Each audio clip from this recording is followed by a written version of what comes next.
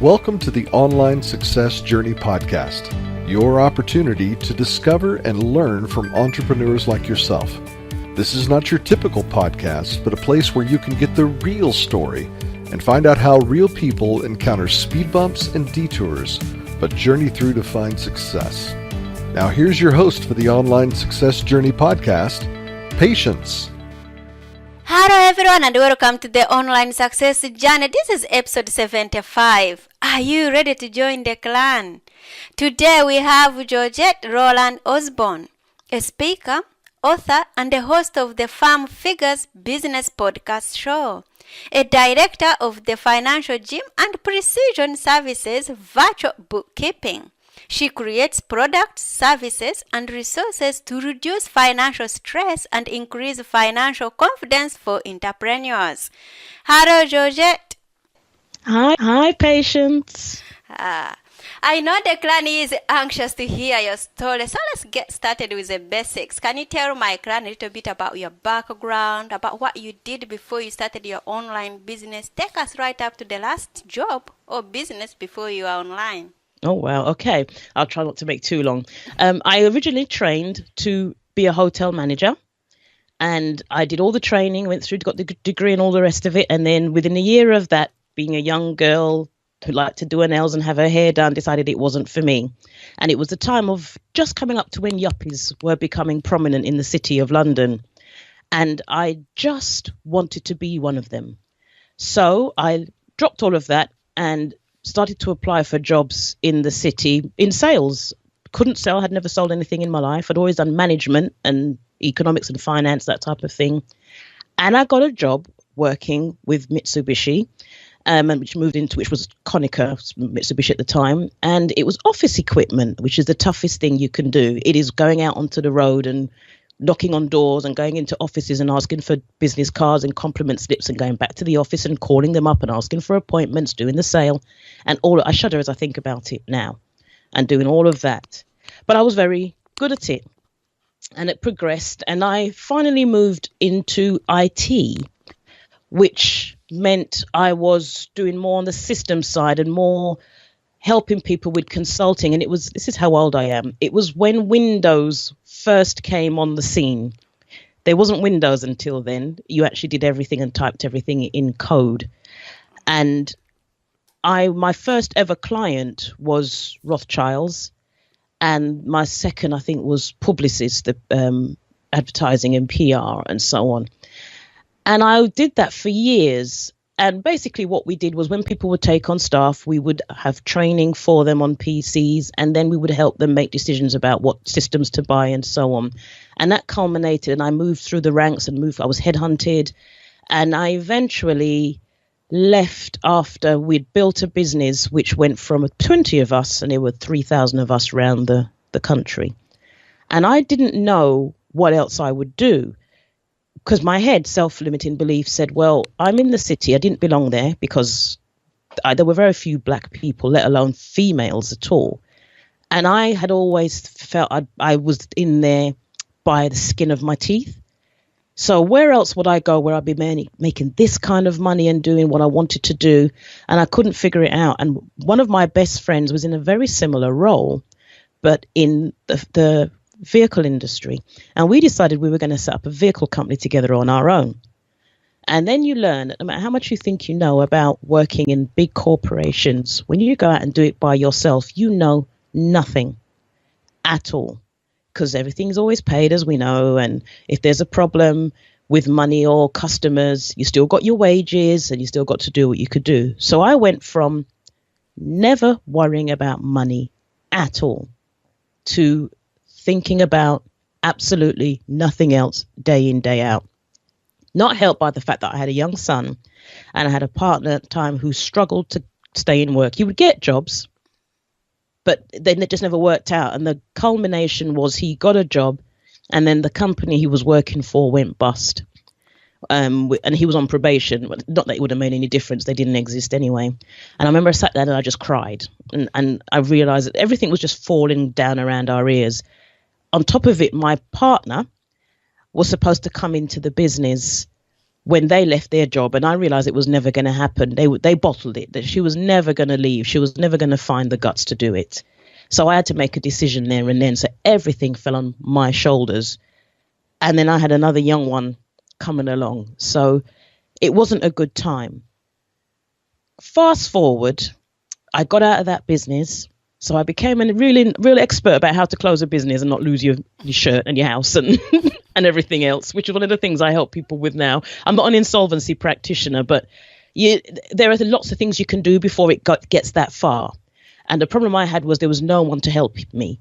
If you went, accountants only wanted to do certain things, bookkeepers did certain things, financial advice. No one really took ownership of your problems unless you were able to pay them good money.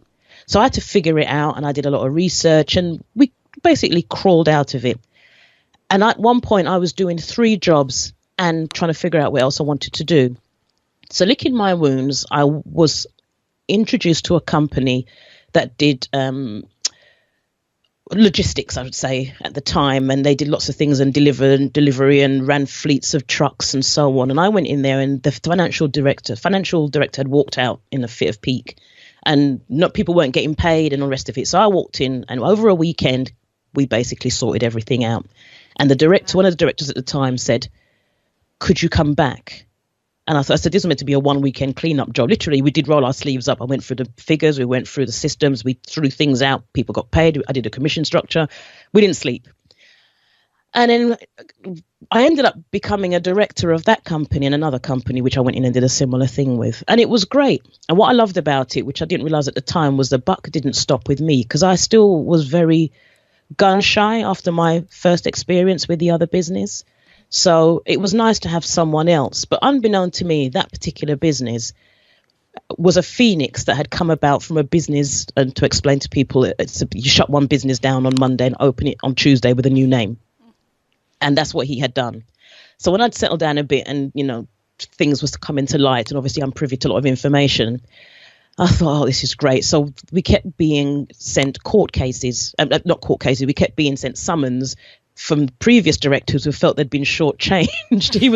He was such a crook. Such a crook. So I did that for quite a while, and we really did build that business up. And then, but because this was happening, he phoenixed it again to stop all the to stop all the court summons coming to him. So I ended up in the clean company. But he was obviously a problem. And what he kept doing was, we had a call center in the Philippines that took all our calls from all our customers. And our customers were people like banks and local authorities. And we delivered to all of them, the Home Office, Foreign Office, and people like that. And the Philippines would take the calls, and then we would deal with it in London and get everything out to them and deal with the accounting and the aftercare service. But what he was doing was using the Philippines to put through invoices for loads of money, most of which he was taking on the quiet. And of course, I'm doing the fine. I'm not stupid. It's going to come to light. So now I understand why he fell out with the previous directors. And luckily, I had the other business that was a bit more normal. But it then made me fast forward and say, do you know what?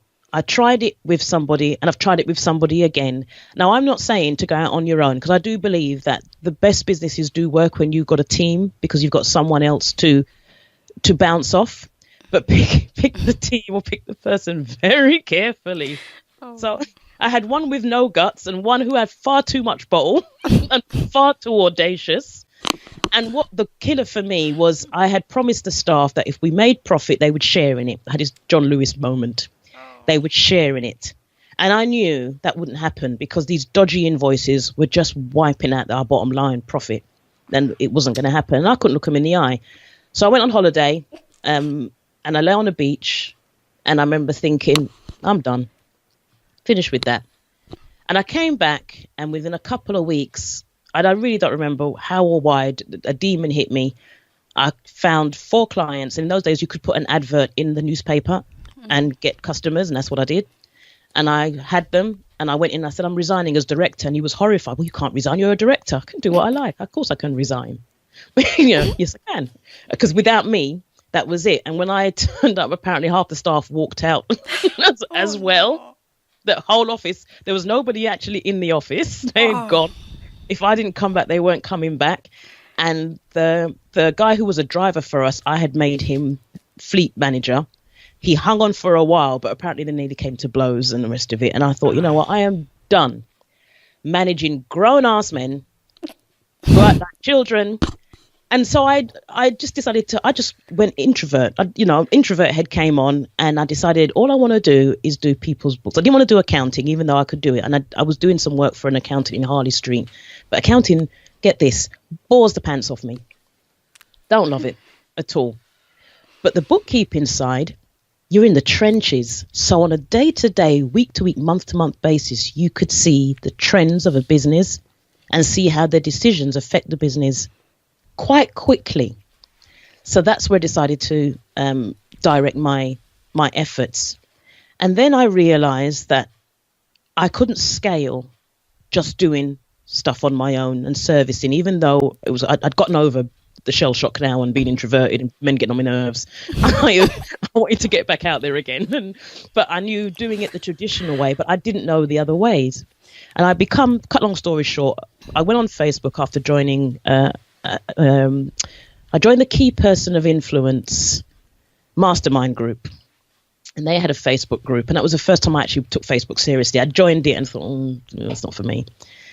And I'd rather go out and really meet people. But anyway, I joined the group, and I became connected to lots of other people who were online. And over time, some became clients. And they became clients in a different way that my business customers became clients. They became clients from pain, if that makes sense. She laughed. Patience. That's not very nice. No, it's the way you're describing it. It's just, I'm just visualizing it. Yeah. I'm like, what? And it was. Now, picture this. I'm not going to name names, but just say you picture a big time, or someone you know really well online. I'm not going to Tony Robbins level. Someone you know really well. And a lot of what they sell is based on their profile and the products, and you aspire to be like them. And I would be, George, we need you to do blah, blah, blah. And we money's coming in now. We're not sure it's coming in. We're not sure where it's going. And I describe it as the blur. It comes in, it sort of zzz, and it's gone again. And it was just a big blur as to what happened in the middle. So I always said to people, we need to slow the blur down so you can actually see in slow motion where your money, what's happening with the money, particularly online, where people think it's passive income. You get paid, you have very little overheads, and you get all this. If you're a 6-figure business, you've got 6 figures in the bank. What they don't realize is how much of it, after a while, you have to get some form of a team, even if it's just a VA. You do have other costs involved, and it's not necessarily regular. Some people live launch to launch. Others are trying to do the regular month to month, where it's a membership, that type of thing. But it can be quite erratic. So the initial euphoria of arriving at that stage can quickly die when you realize that how much of your money it's taken. And often when you hit 6 figures as well, most people don't realize this, but the owner's still doing quite a lot in that business. So you've got a lot more responsibility, and you're probably working just as hard, just so you could see maybe a bit more fruits of your labor. But some people miss that altogether. So I'd be looking at these people's accounts, and we've now sort of moved to where you got online accounts, and I'd always push people to go online so I could look at it. And Patience, I would see, it was mainly PayPal only then. And I would see ping, money in, ping, money coming in, ping, more money coming in. I think, ooh, blimey. Because we're used to doing some work. When we finish, send an invoice and cross your fingers and hope they pay you on time. Mm-hmm. Ping, more money. Thought, wow. But then someone would say, but we can't pay certain bills this month. And this would be in their personal life. So number one, they're not accumulating enough money to sustain the business. And if the business isn't being sustained, they're definitely not being sustained in their private life. Or the business is fine, but there isn't enough to split 2 ways, because we come with an employee mentality. The money comes in is 100 grand, say, or 50 grand, but you may only see 10 of it. And that 10 is what you have to live off. And then people are getting a mess because they're not even doing accounts. They don't even realize how much they can take. So you bring in 80 grand or you bring in 250,000, but 200 of that needs to stay in the business, but you've taken 100 grand because I've got 6-figure business now. I've bought my Porsche and I've done. and you've taken 60 grand more than you should have. And all these problems would be rising up. Yet these people would be on stage and going, join my program. And I'd sit and look and think, wow. Now, not judgmentally, because I'm in no position to judge at all. Because I'm what you call I am a born again debtor, serial debtor. I would get out, get in. My advantage was I knew how to get out quick. That's all it was.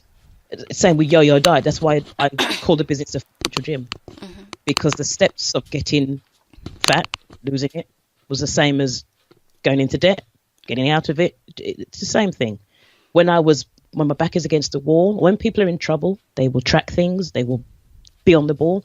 The minute it's okay again, they become a bit more complacent.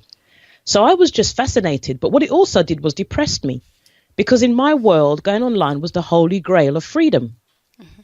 This was going to save the day. And now I look behind, I peel back the curtain, and you would see a mess. And you think, so I remember I used to talk about people are more interested in their profile than in their profits. Of course, because profile's a lot sexier. I get it. Mm-hmm. But it's not enough. So that's what brought me into my fascination as to how the money moves with people online, and also how it affects your personality. Because then I started to follow people and try to copy what they did, and it just wasn't me. So it never really worked out. And someone very close to me had an experience with doing affiliate sales. And I was so shocked at how many scams there were out there online as well. Supposedly intelligent, very innocent. Wow. And they looked so promising and promised the world. And then you see people, but say if it looks like a duck and it walks like a duck, it's a duck. So it's a duck. I'm sorry. And I would say to people that, I'm not trying to tell you your business because you're the expert here, but the figures just don't add up. Mm-hmm. Oh, yeah, because the hype. And these things, patients, some of them would have like thousands of people. It's like, they're like cults. Thousands of people, I mean, thousands of people, and you're thinking, they can't all be wrong. Yes, actually, they can. Because fear and greed drives the online world. So I became very disillusioned with it. So I had to kind of go back to the drawing board. And so luckily, I hung on to my bricks and mortar business and, doing that type of stuff, because that always made sure money was coming in and I could pay for things and invest in stuff so I could do more. But where it really came about was the teaching side, because the basics of what I do is not exciting. And I for a long time kept saying that there's no point me even looking at doing online stuff, because if you're not selling marketing, funnels, coaching to do with marketing and funnels, then no one really is that interested in you. But then I came across people who were doing online training on how to take great photographs or how to do your makeup. And then my daughter was the eye opener because she decided to get a YouTube channel. And I'd coach her one day and I'd hear, "Hi guys, it's me. Today I'm using," I'd be like, whoa. And she'd have more followers in a day than I could get in like 6 months. So I think, okay, I should say, "Mum, seriously, just do it. Don't worry about it. Just do it." And she'd do it on her iPhone. This is me. I'm getting a webcam ready. I'm ordering a ton of stuff from Amazon. I get my lighting. The floor's got to be that. We've painted the walls. And for her, she's doing it in her bedroom. Got the iPhone out. She's on, and the thing looks professional. There's music in the background. She's talking. There's like cutaways, and then it gets slower and faster. And I've only done one because the lighting wasn't right in the room. And so, I let loads of things that I found so many of my colleagues in the online world stop them is, we let technology stop us. You let fear stop you. And the obvious one in my case, lack of funds or money. When people talk to me and say, "Well, I'd love to do that, but I can't invest in it." But you know what? People will invest in things that they think make them money and then don't invest in when the money comes in. So what happens next? It's like if I hit $250,000 or I hit 6 figures or whatever, 7 figures, job done. And that's when your job really begins, because that's when you really have to know how to manage a business truly manage a business. So, I admire those people that say they only work 2 hours a day. I haven't figured that bit out yet. I know what you do to do it, but Are you sure you're on the right train? But my problem isn't that. And the problem I find with a lot of entrepreneurs is that it's not a problem, it's a good thing. We love what we do too much. So even if the opportunity is there to do less, you don't, because that's something that was very new to me with the online world, because in the bricks and mortar world, everybody's looking at the clock and trying to, another hour, I've got lunchtime, then I'm off, I'm done for the day. And even now, I was on Skype with someone yesterday. Okay, they're helping me do something, and we're doing. And they said, "Well, I'm here till 1:30 in the morning." Now that's unheard of in the corporate world. What? Not paying me for that? You must be mad. But we do it, and it's nothing. Gladly, in fact, I bet you don't even email somebody in the middle of the night because they'll reply. It's mad. You'll get a reply. So you think, oh, thank God for Gmail and delayed sending. Let it look as if it started this morning. But it is. I never knew that you could be so obsessed with what you're doing. It's just amazing. And then to have an obsession that pays you is just a whole nother world. So that's how, I am a late bloomer compared to a lot of my peers, and I still have quite a way to go. But that's because I think I will die. I think I will die doing what I'm doing. Wow. It's never going away. I have no intention of ever retiring. I'm just thinking, what's the next thing? What's the next thing? What's the next thing? What's the next thing? But no, it's a fascinating world. Wow. Okay. You've been in business for a long time. You've been in motors. You've been in equipment. You've been in the cars. You have really tested everything in the business. Now let's put man aside. How did you know you are successful? It changed, actually. I didn't know. I didn't know at the time what my success was, but I think the real thing was you get up and it's completely up to you what you do. Even if you're not having a good day, you decide what you do. I actually left my last employment saying, I will never work for anybody again as long as I live. And every day I get up, and that's the truth, I know I'm successful. And that sounds really corny, but a lot of my colleagues and peers have gone back to jobs because it's just been too hard. And it's been a lot of years now, And every day, and it just won't happen. Whatever it takes, it just won't happen. And patience, that sense of, and it's not a money thing, that sense of choice is huge. And I'd hear it before from people, but I didn't get it. It's huge. And also, my children recognize it. They think I work too hard or work too long, but then again, like I say, but they recognize that I decide that. And I love that for them, that they get to see it. That's big for me. Wow. What keeps you grounded? When others are, everyone around you is falling apart, they are crying, but Georgette, things are not working. But for you, you are just staying grounded. What is the secret? Oh, gosh. I listen to other people. Podcasts saved my life, actually, many a times. I'd find the subject based on what on a practical level is what it is. But what I used to do was, not so much now, I used to get Evernote out. And I would sit and if it was a person, say my husband got on my nerves, and I would open Evernote up and do a little note, and I'd say, yesterday he bought me a Kit Kat.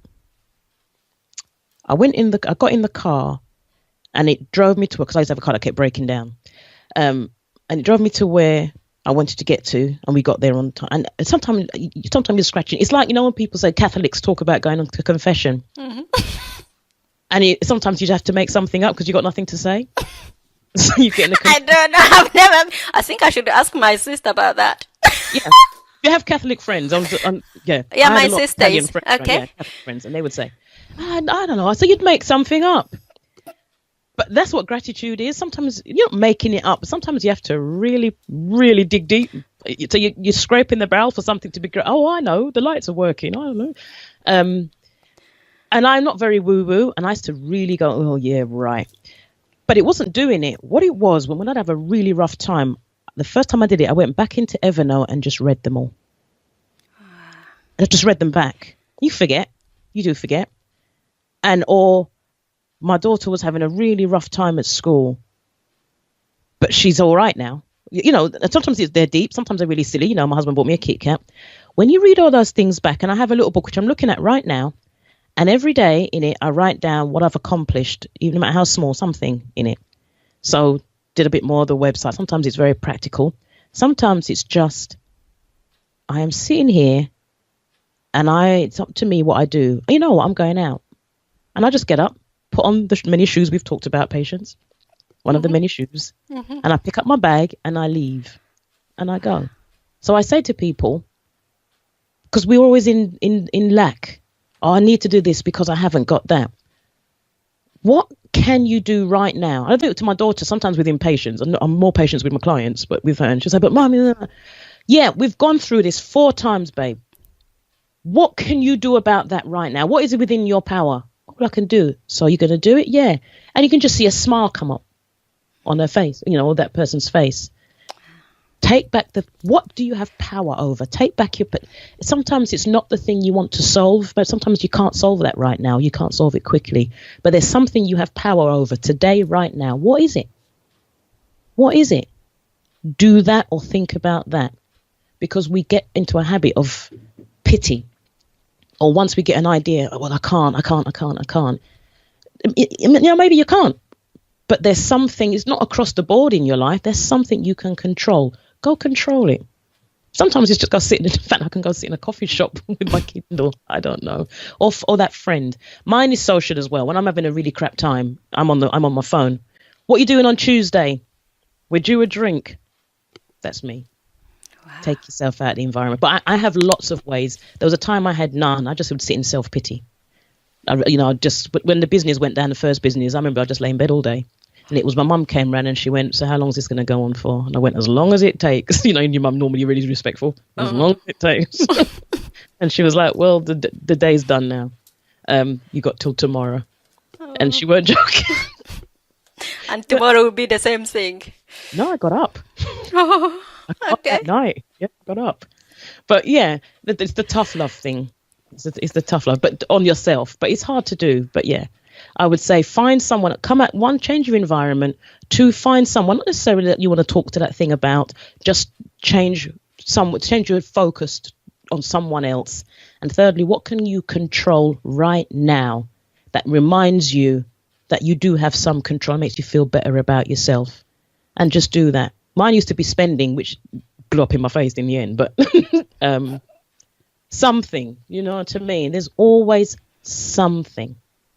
Just find it and do it. But if that, my little Evernote thing, my little list of gratitudes thing, and I still got it. I still read it every so often. Okay. And very powerful if you're upset with someone else. Remember what you like about them. Trust me. Yeah, smash their face. Anyway, let's talk about your business. Talk about the complete opposite to her name. Let's talk about your business. What do you do? What type of clients do you take on? Okay. Right. All right. Well, the normal, I call it the day job. It's a virtual bookkeeping business. That's the done for you. So most of my clients are businesses. They have staff offices, traditional, and they don't want to take up space. They're into selling. A lot of them mostly in the property space. So letting agents, estate agents, some rent-to-rent landlords, but mostly agents. So the space is needed for selling, negotiators, admin staff, you know, speaking to their customers. So all the finance is virtual, and we do that all. So what I tend to do is I first teach them how to go paperless. And so everything's in the cloud or virtual, or we're on servers. So they have no real paper unless they want it in the operational side, and everything else is taken care of. And I do the meetings with their accountants. And I had one this week with one of my clients. I must have had the last seven. He reckons it's 8 years. I can't believe it. And the actual business side took 10 minutes. And we were there for an hour and a bit, and the rest was just chatting rubbish over lunch. That's how we've got it all dialed in now with that business. You know what I mean? That's how long it took. Figures are there, everything's done, everyone knows where they're at. And because we're going through it during the year, it's not once a year where you're sitting there like, right, let's bring in all the, it's all, I am so close to my customers. That's why I don't have as many. I got rid of quite a lot of them. Natural wastage. Some of them I did actually boot out, but some was natural wastage, and I just knew who it was. And they're all high maintenance. They all, George. I'm a bit like the consigliere in The Godfather.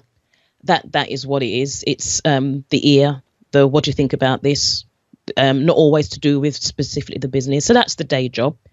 And then out of that came the directors of some of them, usually most of the women, because most of my business customers are men, but I do have quite a few women as well. And a lot of what came out of theirs was coaching them. And I didn't look at it as coaching at all. I just saw it as me doing a bit of an add-on to the other stuff. But actually, how do they take money out of the business? Men have the same problem as well. Any business owner, you either have those who will take it willy-nilly and you have to say, whoa, you've overdrawn on your director's loan account, or others that won't touch it because they're terrified they won't have enough to pay the VAT or the. So there are mechanisms and techniques that you can do to make sure. I always believe an owner should get paid. You get paid for doing the work as an employee. You should get paid your profits as the owner, rewarded or bonuses and whatever.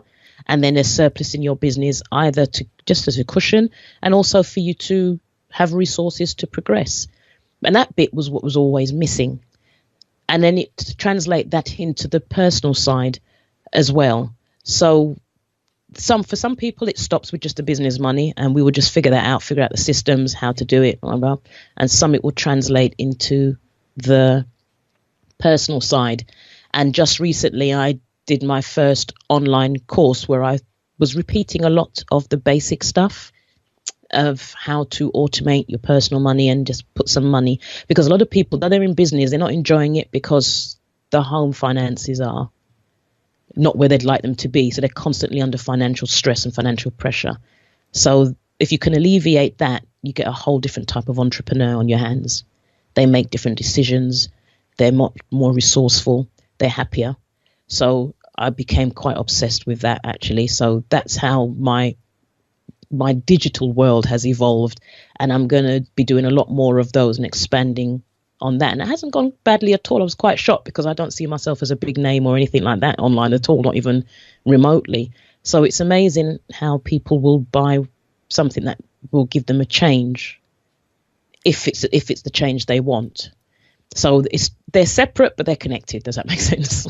Okay. Where do we find these beautiful products? Yeah. Well, if you just want a taster of my little baby course, you can go to financialgymforbusiness.com/P for Papa, B for Bravo, S for Starter. That's what it is, PBS. And the main site is financialgymforbusiness.com. And as we speak, my new site is being uploaded. So if you go and see a 404, it's not normally like that. It should be...